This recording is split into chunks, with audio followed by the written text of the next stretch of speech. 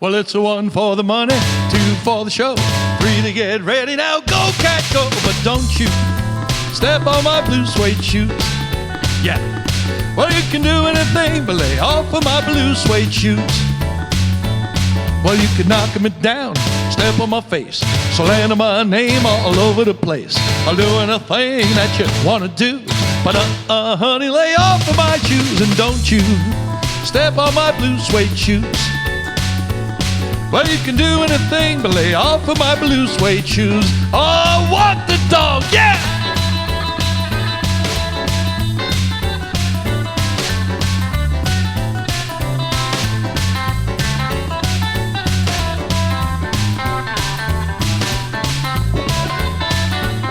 Well, you can knock me down, step on my face, slander my name all over the place. Do anything that you want to do. But honey, lay off of my shoes and don't you step on my blue suede shoes. Well, you can do anything but lay off of my blue suede shoes. Oh, let's take it again, yeah!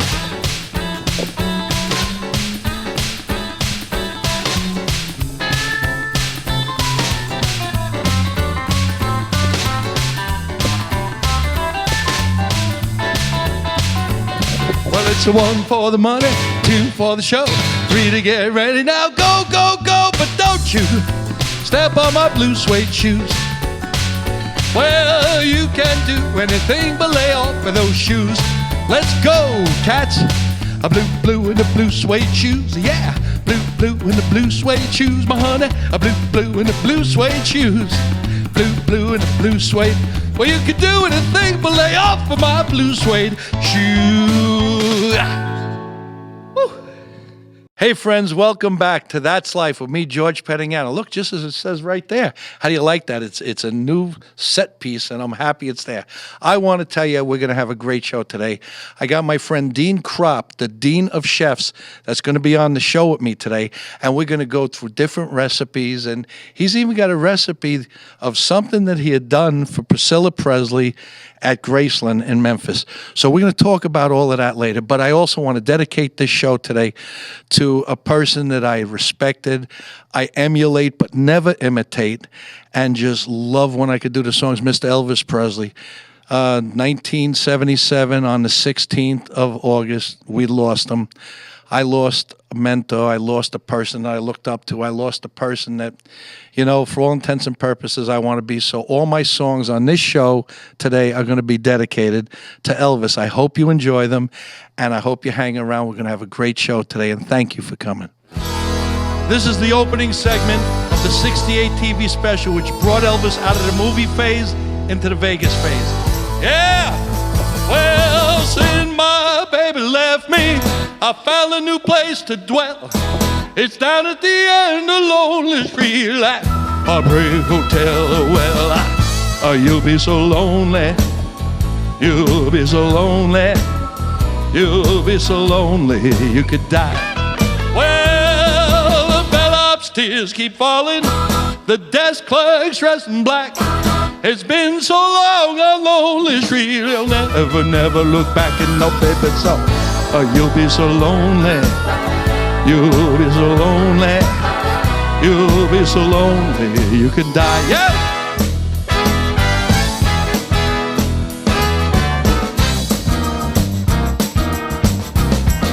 Well, you ain't nothing but a hound dog, cracking all the time. Yeah, you ain't nothing but a hound dog, cracking all the time. Well, you ain't never caught a rabbit, and you ain't no friend of mine. Well, they said you was high class. Well, that was just a lie. Well, they said you was high class. Oh, well, that was just a lie. Well, you ain't never caught a rabbit, and you ain't no friend of mine. You ain't nothing but a hound dog, you gon' go cracking all the time. You ain't nothing but a hound dog, you cracking all the time. Well, you ain't never caught a rabbit, and you ain't no friend of mine. Yeah.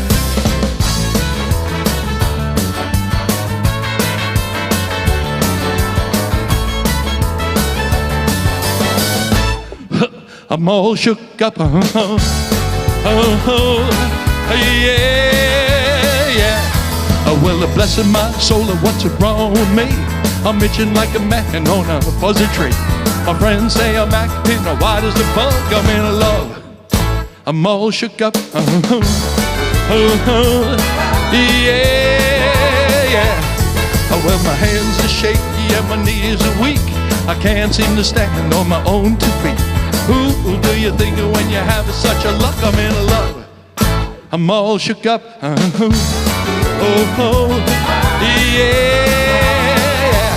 Well, please don't ask me what's on my mind. I'm a little screwed up, but I'm feeling fine. When I get a girl that I love best, you know my heart, it scares me to death when she touches my hand. And what a chill I've got. Her lips are like a volcano and it's hot. I'm proud to say that she's my buttercup. I'm in love. I'm all shook up. Elvis Presley, after the '68 TV special, went into Las Vegas.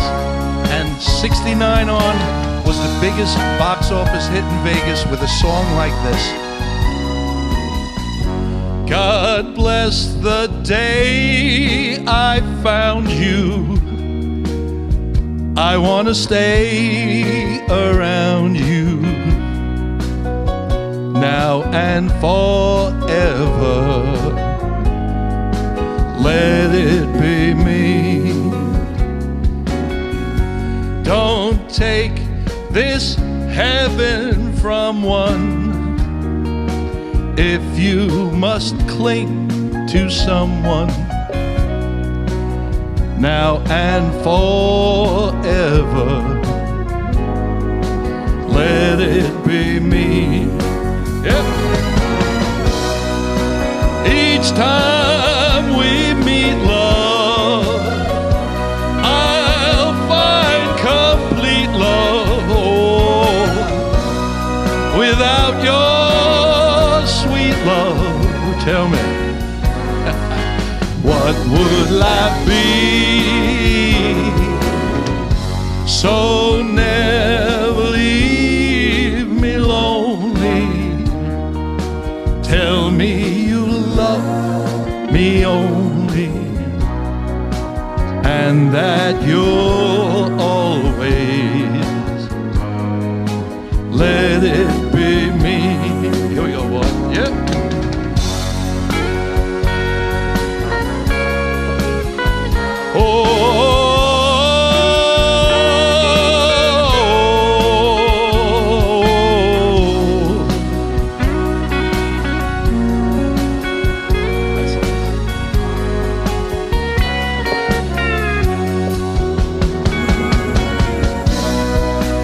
Each time we meet, love, I'll find complete love. Without your sweet love, tell me, what would life be? So never leave me lonely. Tell me you love me only, and that you'll always let it be me, and that you'll always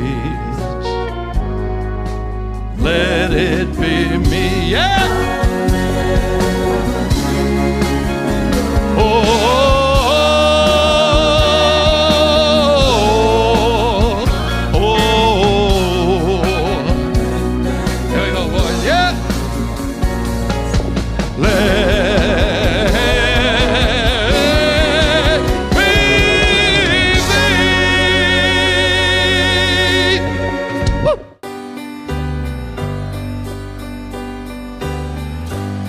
Maybe I didn't love you quite as often as I could have.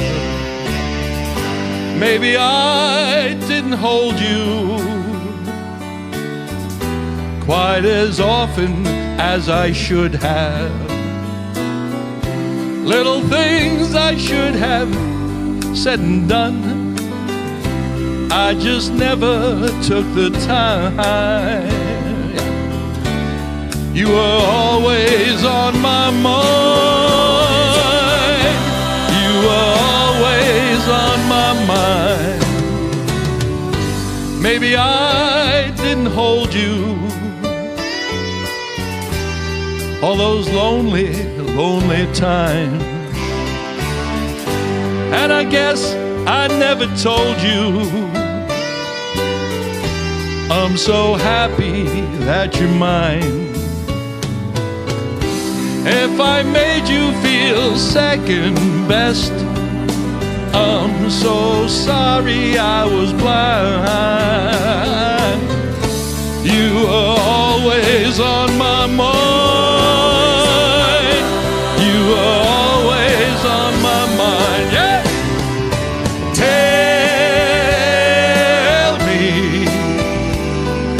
Tell me that your sweet love hasn't died.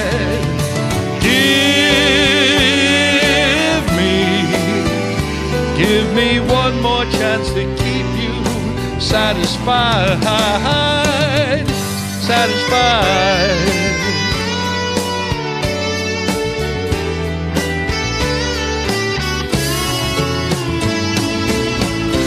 If I made you feel second best, I'm so sorry I was blind. You were always on my mind. You were always on my mind.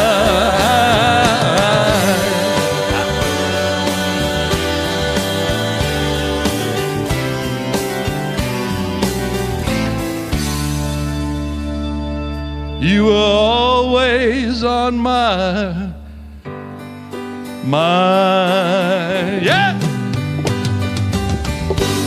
Maybe I didn't hold you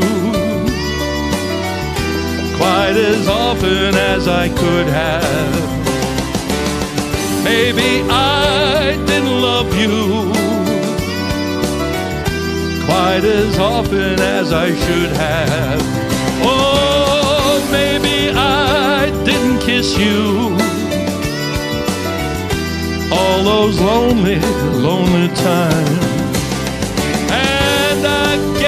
I never showed you I'm so happy that you're mine.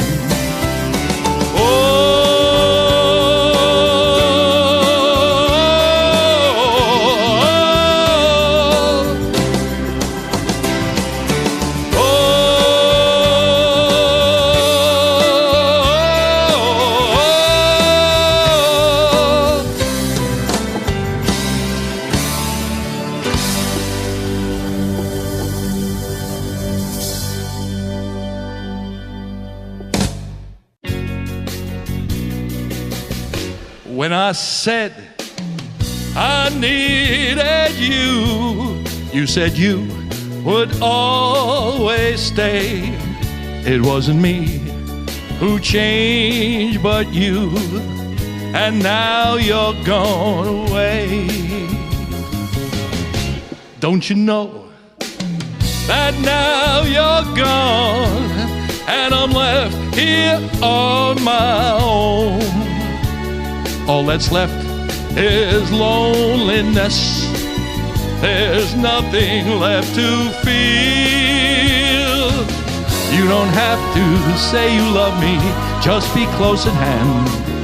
You don't have to stay forever, I will understand. Believe me, I can't help but love you. But believe me, I'll never tie you down. Left alone, just a memory. Life seems dead and so unreal. All that's left is loneliness. There's nothing left to feel. You don't have to say you love me, just be close at hand. You don't have to stay forever, I will understand. Believe me, oh, believe me, oh. me, just be close at hand. You don't have to stay forever, I will understand. Believe me, believe me, believe me.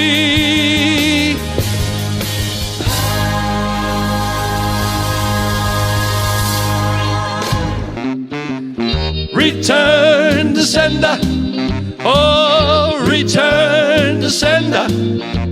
I gave a letter to that postman. He put it in his sack.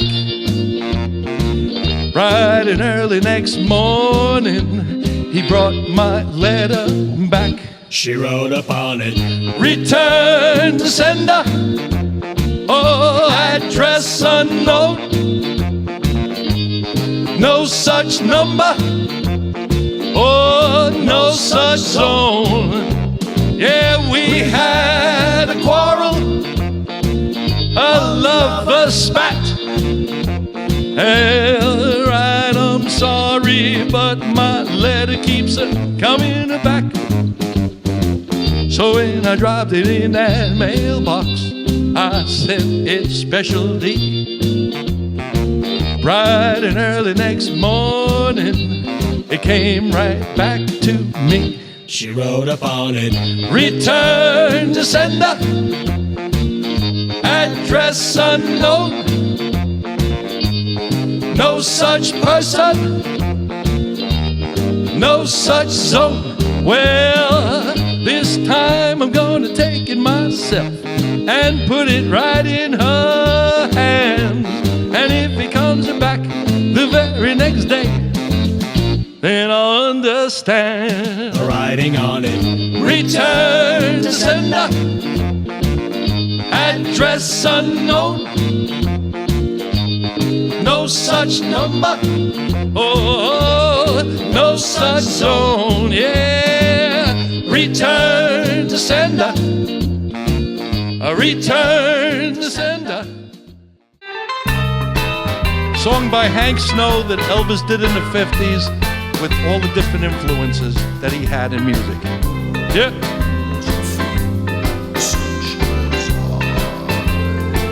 Well, pardon me if I'm sentimental when we say goodbye.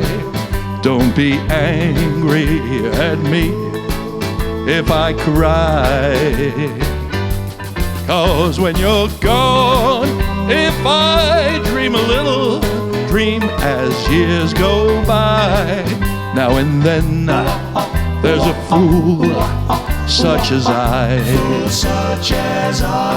Now and then there's a fool such as I am over you. You taught me how to love, and now you say we are through. I'm a fool, but I love you, dear, until the day that I die. Now and then there's a fool such as I. Take it on, boys, yeah!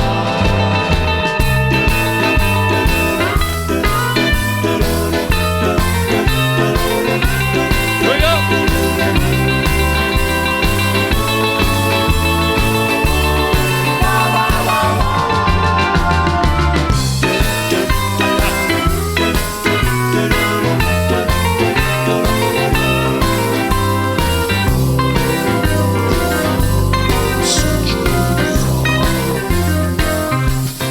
Now and then there's a fool such as I am. Oh, you taught me how to love, and now you say that we are through. I'm a fool, but I love you, dear, until the day that I die. Now and then there's a fool such as I. Now and then there's a fool such as I. Hey, I hope you enjoyed those songs by Mr. Elvis Presley. I've been a big fan my whole life. That's what actually got me into this whole mess of doing what I do to entertain you guys, which are my friends. But going from Elvis, we're going to switch gears. But even though I'm switching gears, Elvis will be an underlining story in the next gentleman that I'm bringing up for your approval tonight. My friend is Mr. Dean Kropp. Dean Kropp is a gentleman that's a master chef. He's worked in the Culinary Olympics more than 1 year. They've brought back titles. And other than that, he's a really great guy. So what I'd like to do right now is I'd like to say hello to Mr. Dean Kropp, the Dean of Chefs. Hey. Hey, I like that. Hey, Thanks, George. You know, as long as you say, hey, we're good, we're from the neighborhood, we know what we're doing. Forget about working. it. That's right, forget about it. And anybody goes over the Vernon Hudson Bridge and hits the Belt Parkway, the first thing you see is, forget about it. But I want to thank you for being here. Hey, thank you for having me. That's fine. Dean, I could tell you the way life goes and how I found you. I still don't know how the hell I'm doing the show. Right. And the people keep coming back, and I hope they like me. Okay. But I think they do because I get such great guests. Oh, good. And the guest, don't say good, you're one of them. Oh, good. Okay, no, you're one of them. And then it's because of what I always say: friends, family, neighbors, neighborhoods. Right. Those are the building blocks. Yep. And you had come to my attention by a mutual friend at a Christmas caroling event in Bradley Beach. Right. And your wife was playing the piano, which is a school teacher. What's your wife's name? Lisa. Lisa. And where is she a teacher, a music teacher? She was at 61. All right. So, and she was playing the piano, She was, yeah. organizing the chorus, which Yep. me and my daughter were part of. And then as we were finished, we were talking, because we were talking movies. Right. And you've done much when it comes to movies and stars and people. And then one thing just led to another. And you seemed like not only an interesting person, but a good guy. Oh, thanks. And, that's what it is. So, I know you were in the Culinary Olympics. Right. And we'll get to that. Okay. And I know that you are the Dean of Chefs. And I know you brought some things here that we're actually going to show a recipe of yours later. Okay. Of how to do your wonderful chocolate mousse. Okay. Both vegan and regular. Right. I got it right. See that? It works sometimes. But then you have other things. And we're going to hit that. And we're going to show a little video later of how you make your chocolate mousse. Okay, great. So that they're going to steal it, though. Hey. Once you do that, everybody out there's got it, but we got to do it. I know. But let's go. I say it on every show. Let's go back. Right. I feel like but you coming into this field, what made you want to become a chef? Because that's something that you don't get born and say, oh, I want to be a chef. You Right. know, people want to be lawyers, doctors. Right. But that's a very proficient profession. Right. You like that? I didn't mess it up. But tell me how and why. Okay. I was a little boy on vacation in Florida. My grandmother and grandfather invited over this guy. I had no idea who he was, but I found out that he was the catering guy for Al Capone in Chicago. Al Capone. Al Capone. Okay, that's pretty good. There's only one Al Capone. No, right? I'm not messing with that. I ain't going there. Tell I should me. have brought my Tommy gun. Yeah. Okay. You mean So- the Chicago typewriter? Yes. So he told me if Big Al wanted lobsters flown in from Maine for dinner, that's what I did. Could you imagine lobsters wrapped up on a plane flying in, That's right. having to go to O'Hare and pick it up? Man. Crazy. So anyway, I really wanted to play baseball. Right. That was my heart set on baseball. I got to play baseball. And I was good. I was first base, pitch, catch, third base, left field. Right. But then my dad came home from work one day and said, hey, they're hiring chefs at Denny's. That was the lofty goal. That was Go it. to work at Denny's and be a chef. There you go. So that's the trick, though. In this business, if you can master fast food, Right. you can deal with the stress in the industry, because believe me, kitchen stress is a killer. I'm sure. Yeah. That's a short order cook. Yeah. So then I did that for a year. They wanted me to stay on and be a manager. I said, nah. Right. Mom, what's next? Yeah. Okay. She said, we got a culinary school in Joliet. Right. So I went to culinary. Joliet, Chicago. Joliet, Illinois. Where the Blues Brothers came from. Right. They went to the prison. Right. And the prison, too. That's right. So I went to culinary school 2 years. I liked it. I said, oh, now I got to get out into it, So I went to a country club for a year. Doing the same thing. Yeah. Steamship round of beef, green beans almondine, freaking creme de menthe parfaits. Yeah. Forgot about it. So I knew if I was going to get good, I had to go into Chicago. Right. And that's what I did. So let me get out of Flossmoor, Illinois, Yeah. and go to Chicago. Take the next step. Go to Chicago. So I had a job with the Ritz-Carlton all set up. That's a big place. But the chef called me up. He said, don't go there. I'm going to the 95th, at the top of the John Hancock Center in Chicago. Go there tomorrow morning, 7:30, report in. I said, aye, Captain. Yeah. So I went to the 95th. Wow. And from there, things got heavy. Well, when you say heavy, what do you mean? Well, I got to learn all the hot kitchen, the soup production, vegetable production, all this stuff. So I got to work with a Japanese chef in Garde Manger. That's cold food preparation. Right. All right. And he taught me how to do ice. So he would tell me, this is what you're going to do. You're going to go downstairs, 95 floors. Yeah. You're going to look at the block of the ice. You're going to etch out what you're going to make, and then you're going to chip around it and make the ice. Yeah. Forget about it. I ain't an ice man. So I did it. I did it. So, I loved all the action in the kitchen, the hotline and the Garde Manger production and all that stuff. And then the chef came up to me and said, hey, the pastry chef quit. You're going to make pastry. Pastry? Yeah. I didn't know. It's like I didn't. Biscuits? What are you talking about? Right. What are you talking about? Chocolate Sabayon tort. So he had some recipes, and he gave me some recipes, and I was like,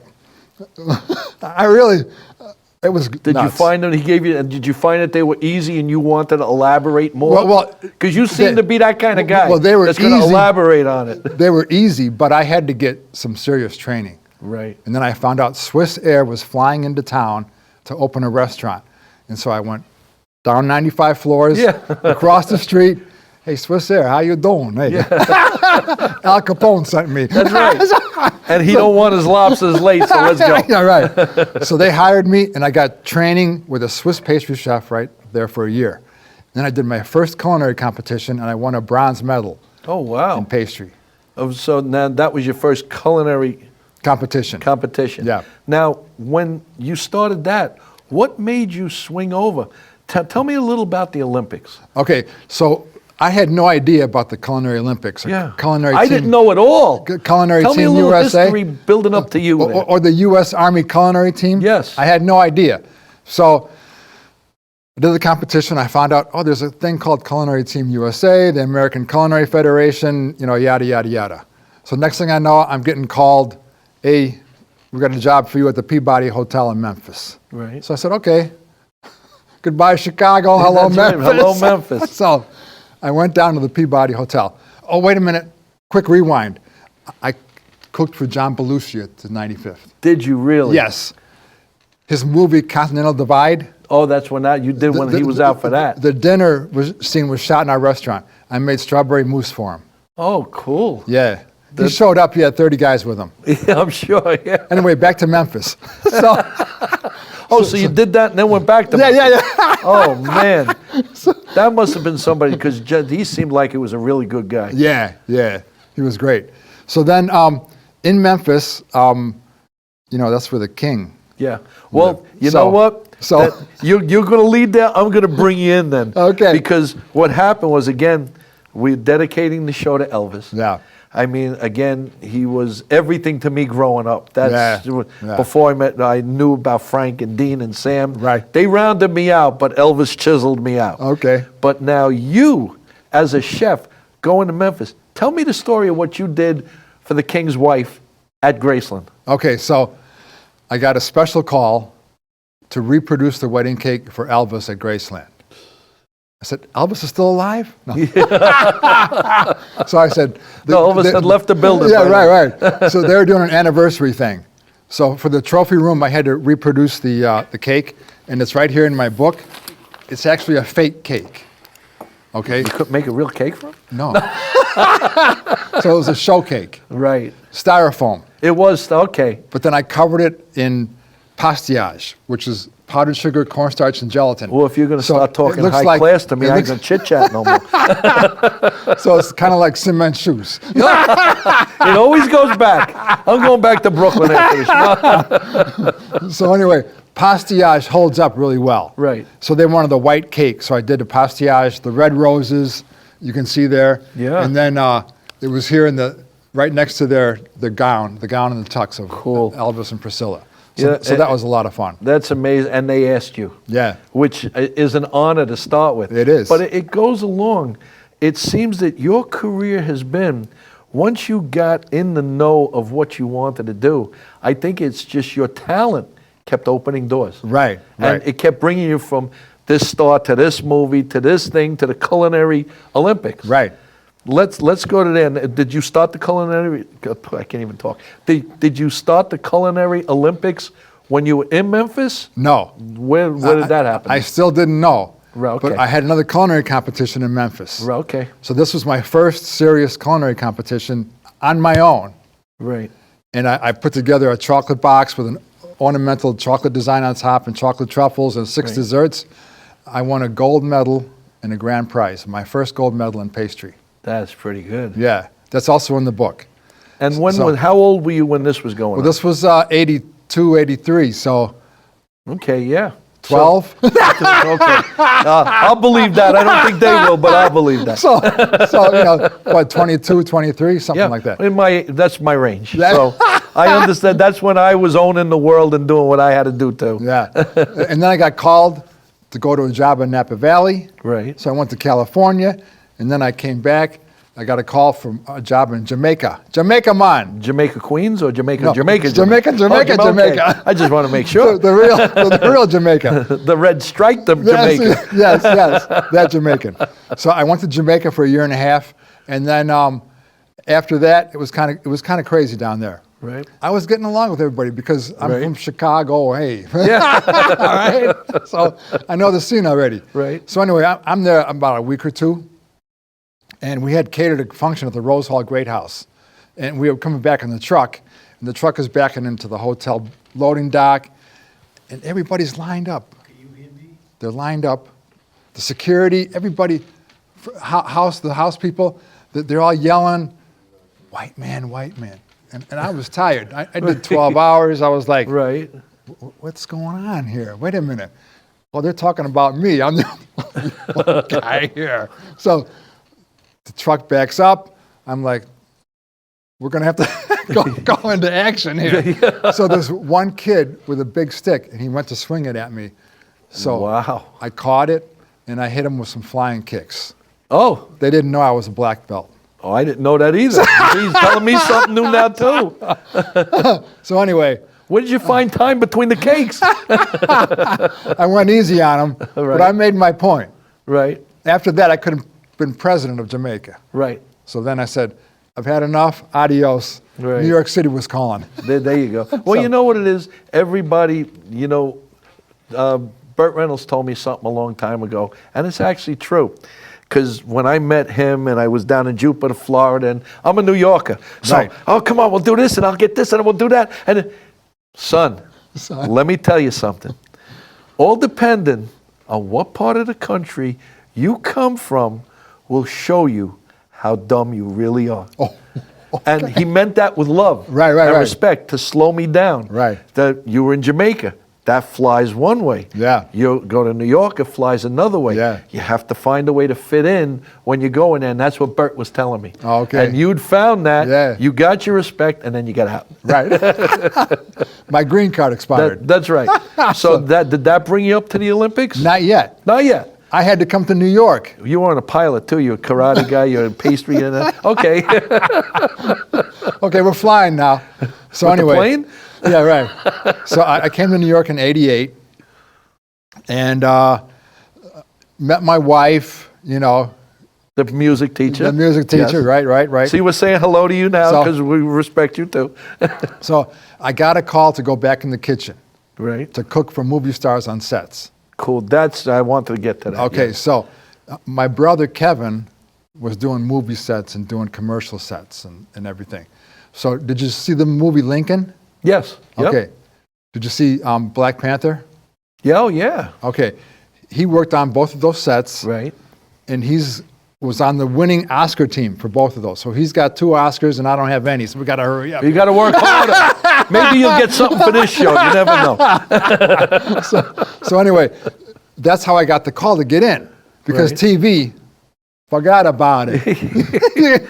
I know. I work for television. I know. So anyway, My first job was with Wendy's. Dave Thomas, Wendy's. great guy. I got a picture of him in here. And so my first job was Wendy's, and here he is. He would say, Mr. Dave Thomas. Dean, is that fresh?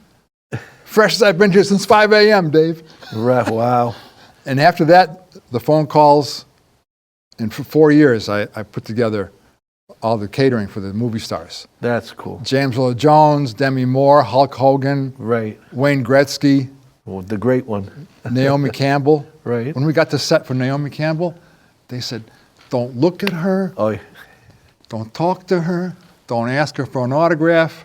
Hey, she wants to eat my food or what? yeah, that's right. You know? I can't feed her either, then, huh? But it was an interesting experience. Well, I've seen it, and everybody has their thing. Sometimes it's just because they got this on Right. because they want to stay in their character. Yeah, yeah. And so they don't want to talk to people. Right. And it's not because they're being rude or anything. Yeah. It's just that their job is being an actor. Yeah. And they put the tunnel vision on, and they want to they get in, they get out at the party or at the after party. Right. Then they'll be themselves. Yep. But, that's just, I've seen it. I've been on enough of sets myself to know. Right. Sometimes you look at somebody the wrong way, you'll never work on this set again. Okay, Yeah, goodbye. right. So, and you were a stunt guy on TV. I was a stunt guy, Yeah. yes, for 10 years. Wow. I was a stunt man until I opened my own movie production company, Crystal Pyramid. Okay. And then we were doing all our own stuff, and that's where I met, Sonny Grasso, Danny Aiello. I worked with Sly. I worked with his brother. I basically worked with everybody because I was just available. Right. And I never said no, and if they needed it, I was there. Right. And you don't ask for money, and the money comes. Right. It's when it's this, and it's going to cost this, and I can only do it at this time. They don't want problems. Right. A set's got to be up, in, and out, and done. Right. And they only want to really deal with people that are going to give them that. Sure. So, and that goes with you with food. Yeah. I mean, Yeah. now when you were doing this, I know there's craft services, Right, but right. are you above craft service? Okay, so what happened was I was bouncing on both sides because with Wendy's, I heard that about you. with Wendy's, I had to do a whole breakfast buffet and then food all day long. Right. So what was I? A catering You got to chef? ask me. I don't know. A catering chef and a craft service guy. Then they wanted me to do lunch. I said, hold on, I'm only one guy. So anyway, we got through that. Yeah, I would hope so. But I would get hired, like the CBS gig, that was breakfast and lunch. Right. So depending upon the gig is what I did. Right. Okay. Whatever they ordered. Yeah, and then that would be your menu. Right. Well, now Right. let's fast forward Okay. because there's so much I want to get into, All right. and I want to taste your food. Okay. And we got to show how you know. make that mousse. That chocolate mousse. People are going to want that. I'm telling you. Okay. So But let's get to this. Then I met guys from Boston. Right. They were putting together the American Natural Foods Culinary Team. Right. In Boston. All right. Now, when you say guys, guys. okay. A team of guys. Okay. All right.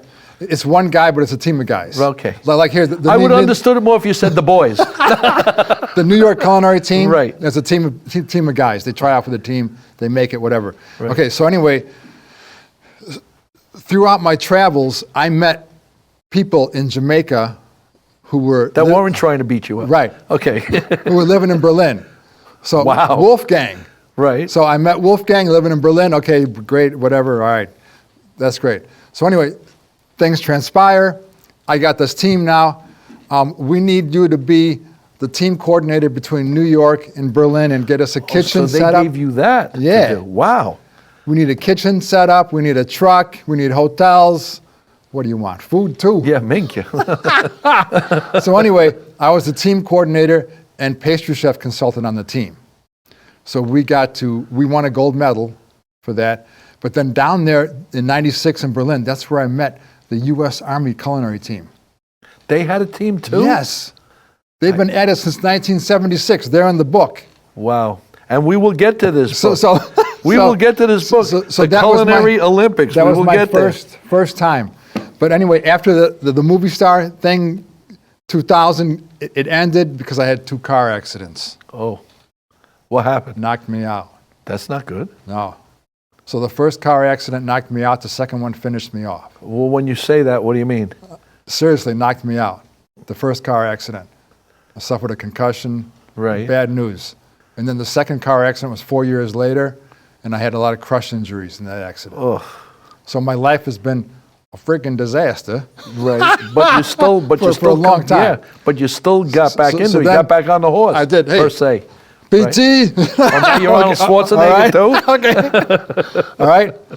I joined the Chefs Association in New York City. Right. And I was doing the newsletter for them. And then one of the guys there, Arno Schmidt, he told me about these books that came from Germany Right. to New York City in the 60s. And he donated them to the CIA. Right. Not that CIA. The culinary. Oh, okay. I don't know. You zigged one way and then zagged right out the other side. So he said, look, I donated 4 books. You should go up there and see if you can get them. So that's what this book is. Right. This is 1901. I see that, 1901. Yeah. Is that when it started? No, it started in 1900. Right. But I got the 4 books from 1899, 1900, 01, and 02. And a lot of the stories and the history I got from this book to get my book. To go into this book. Yeah. Plus, I got a fax Right. from the German Chefs Association in 92, and I had to put it in the back of the book because Oh, it had wow. all the history. Very cool. So, So things were coming together, and then throughout my rehab, putting my body back together, Right.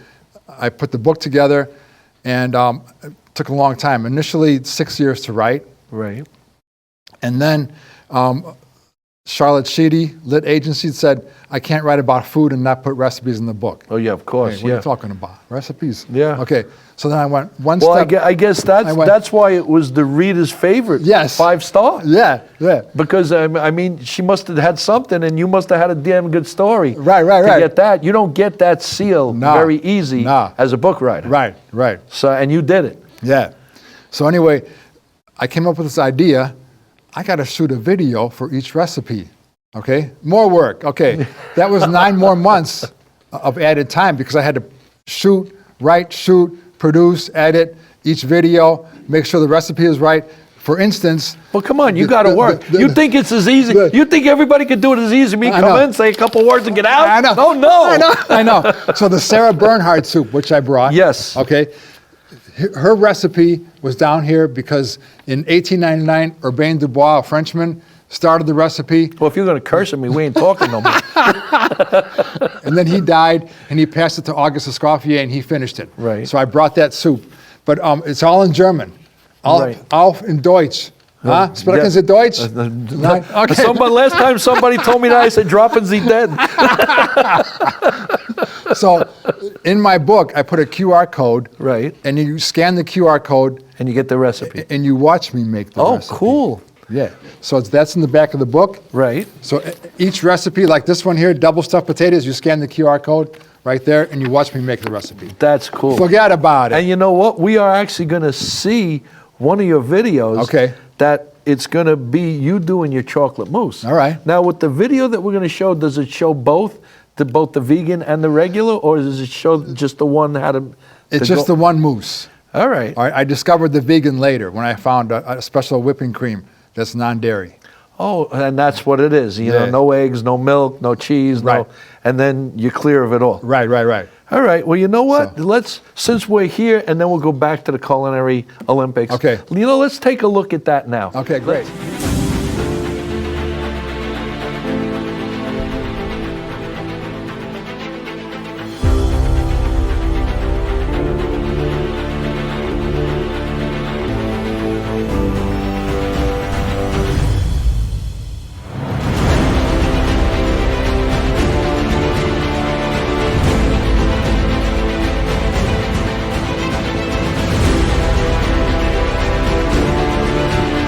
Live from Staten Island. It's the Cooking Olympics Cooking Special. I'm your host, Adina Chefs, and you clicked on chocolate mousse. Oh, this is my recipe, my little piece de resistance. All right, my friends will kill me if I don't bring it to their house for dinner. And some friends call up for their birthday, telling me to make the mousse for them, for their birthday. Can you believe it? Anyway, let's make some chocolate mousse. Gotta have some muscle to whip the cream. And we're going to wrap the machine and the bowl with the plastic wrap so no cream goes flying out while it's beating. That way you won't have to power wash your walls in the kitchen when you're done making chocolate mousse. Yeah, baby. Otherwise, a strong handheld mixer will do the same thing. All right, we're going to use the chocolate bar, cut it up, but don't go over 70% cocoa, because if you go over 70%, it's too bitter and the chocolate tends to curdle when you pour in the half and half. So we don't want that for the chocolate mousse. So anyway, you're going to cut up the chocolate, put it in a bowl. We're going to bring the half and half to a boil. While that's happening, get your heavy cream ready to whip up. So what happens is, the half and half comes to a boil, pour it over the chocolate, but don't pour all of it. Save some to the side. Then we're going to melt the chocolate. As you can see here in the bowl, it's melting. And then we're going to whip the cream. That takes a couple minutes. And then we're going to fold in the ganache with the whipped cream. Now you're going to hold some of the ganache to the side, and then you're going to pour in a little bit more half and half, make a little bit of a thinner sauce, and then we're going to glaze some chocolate mousse. And this is the same glaze that we're going to use for the soccer tort when you click on the soccer tort recipe. That's great too. All right, as a trick, I used the ice cream scoop, scooped out some mousse, and I flash froze it, and then pulled it out, and then glazed it with the ganache. And then I served it with the soccer tort. To make a cone, tear off a piece of parchment paper, then you're going to fold it at a 45-degree angle so the shredded edges won't make much of a difference. Then we're going to carefully take your knife in between the paper and slice it right along the fold. You have your cone. Okay, you made the cone. Now we're going to fill it with the mousse, just like so. Don't put too much. Then we're going to fold it over. And then you can make your decoration. Sometimes the mousse gets stuck. You've got to give it a quick clip. Or you can serve it separate, however you want to do it. Thanks for watching. Happy cooking. That was very interesting. I hope everybody out there took note, and I got to tell you, you saw it, and here it is here. So what we're going to do is I'm going to enjoy this right now.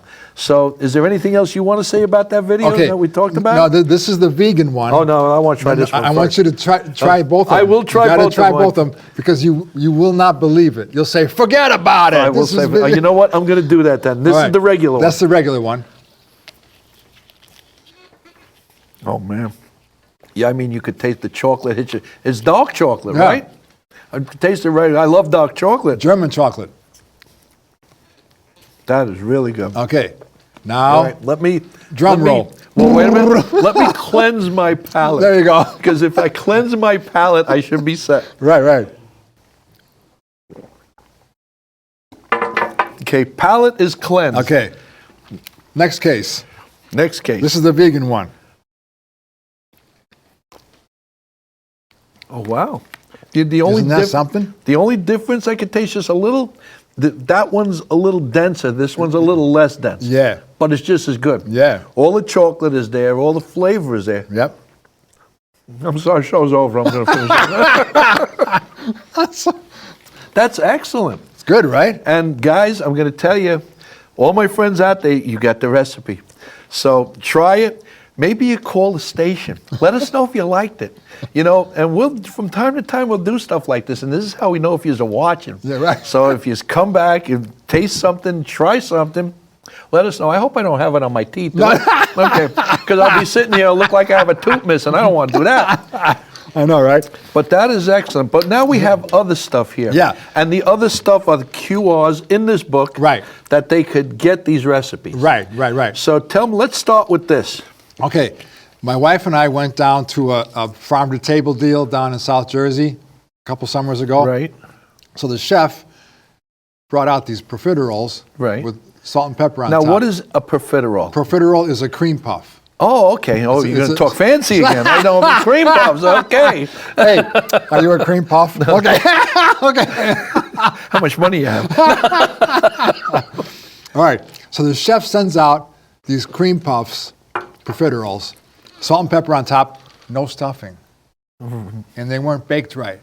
Oh, man. And we paid a lot of money for this dinner. It's like dude, what are you doing? I said, I got an idea. I'm going to go home and make these things and put stuffing in them. So I made smoked salmon stuffing. Oh, wow. And I know you're and allergic. I'm allergic I didn't to know fish. that. I didn't My know whole that. family, we've been over this in other shows.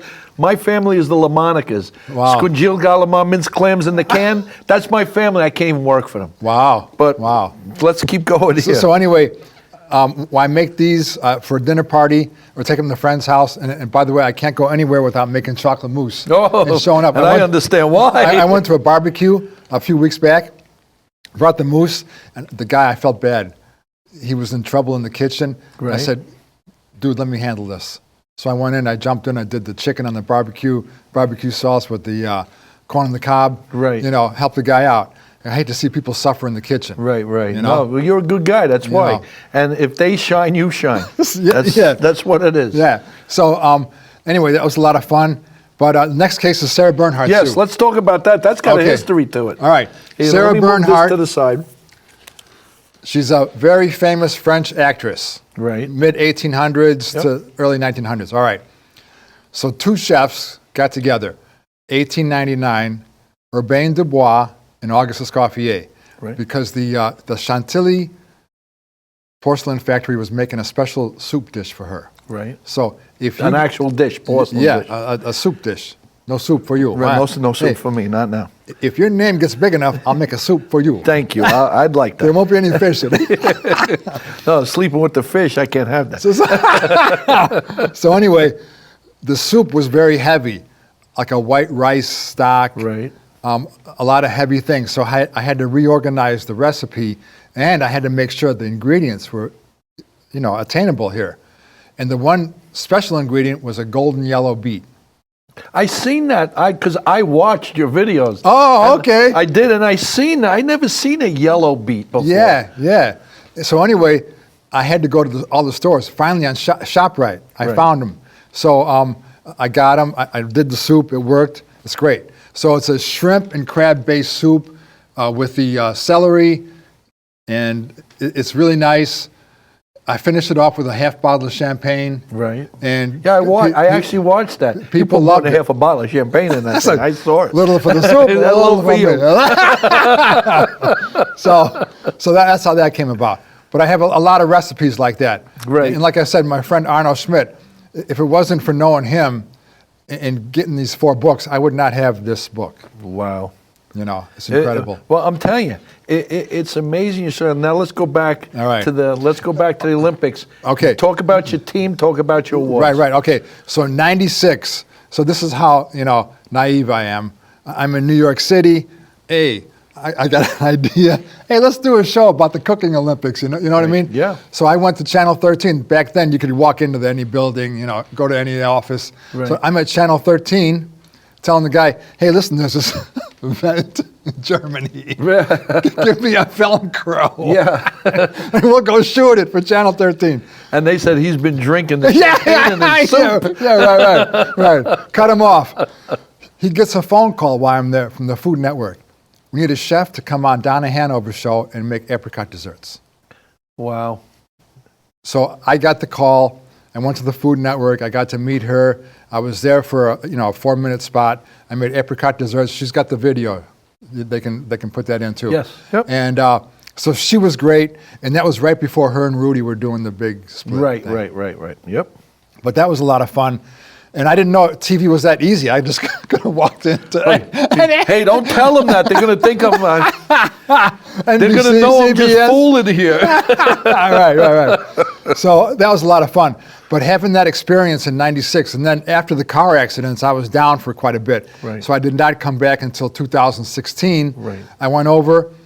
I wasn't supposed to be associated with the New York culinary team. Right. But what happened was I was in the same hotel with them. I was filming the guys cooking behind the scenes. And when they got up, it was 2 o'clock in the morning. We had to be 5 o'clock a.m. to set up for the competition. Right. So I jumped in. I helped them load the van and get the show on the road and set it up. So the New York culinary team started in 1980. Culinary Team USA, which is this one here. Right. They've been around since 1954. Wow, I didn't know that either. They're very old. No. Right. Oh, no. There you go. So The first debut was at the hospice event in Bern, Switzerland. Culinary Team USA debuted all their food, and the double stuffed potato recipe is from Right. that in the book. Okay. So anyway, all this evolved. Like when I came to New York City, I went to the 42nd Street Library and Right. found out about the history of all this Culinary Team USA. Right, It's right. crazy. Crazy. It's wild. Yeah. And the thing is, you've done this, you've lived Right, it. I lived it. And what are you doing now? That's what I'm Talking trying to to me. figure out.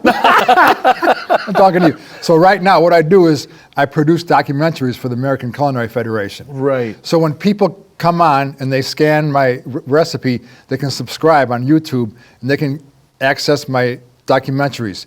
I have from 2016, 2020, and 2024. So the 2024 is combined with the Culinary Olympics and the U.S. Army competition that was held in Fort Lee. I just want to show the book. Great recipes, QR codes are there. He's a great guy, great stories. Just want to show you this book. Thanks, George. Dean of Chefs. Dean, I just want to say thank you. Thanks, George. Friends, I hope you enjoyed that show. I had a great time doing it. I wasn't Dean great. I mean, a wealth of knowledge. We went through everything, but I also hope that you enjoyed my little look back on Mr. Elvis Presley, because to me, he'll always be the king. He's the guy that led me on my path to where I wound up being an entertainer to make you guys happy. I hope you enjoyed the show. I hope I put a smile on your face. Love you guys, and love you, Elvis. A song I want to wish to every one of my friends out there that watch the show. And if you don't, I'll get you. But I want to dedicate this song to all of you. When no one else can understand me, when everything I do is wrong,